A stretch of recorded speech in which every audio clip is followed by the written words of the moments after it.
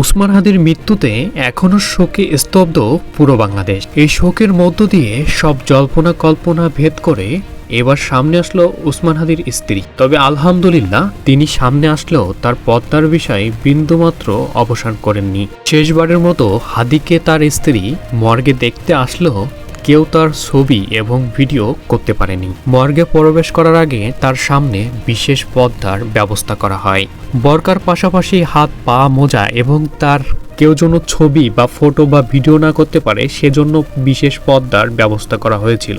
গাড়িতে নামার আগে সব সাংবাদিকদেরকে ক্যামেরা বন্ধ করতে বলা হয়। আবার ফিরে যাওয়ার সময়ও সবাইকে ক্যামেরা বন্ধ করতে বলা হয়। সেজন্য তাকে লোক চক্ষু আড়ালে রেখে বিশেষ পর্দার মাধ্যমে গাড়িতে আবারও পৌঁছায় দেওয়া হয়। তবুও দূর থেকে কিছু মানুষ মোবাইলে ভিডিও ধারণ করার চেষ্টা করেছে। হাদি ব্যাপক পরিচিত থাকলেও তার স্ত্রীকে কখনোই সামনে দেখা যায়নি বা পরিবারের বাইরে তাকে কেউ চিনে না। এতেই বোঝা যায় সে কতটা পর্দাশীল নারী। অনেকেই প্রশ্ন তুলেছিলেন, উসমান হাদির এমন অবস্থায় তার স্ত্রীকে কেন দেখা যাচ্ছে না? তিনি এমন একটা নারী যে তিনি পর্দাবিহীন কোথাও বেরোবেন না। জীবনের সবথেকে প্রিয় মানুষকে হারিয়ে তার স্ত্রী এখন গভীর শোকে আচ্ছন্ন। তো প্রিয় বন্ধুরা, উসমান হাদির ফ্যামিলির জন্য আমরা সবাই দোয়া করি এবং ভিডিওটি আপনার বন্ধুদের সাথে শেয়ার করতে ভুলবেন না।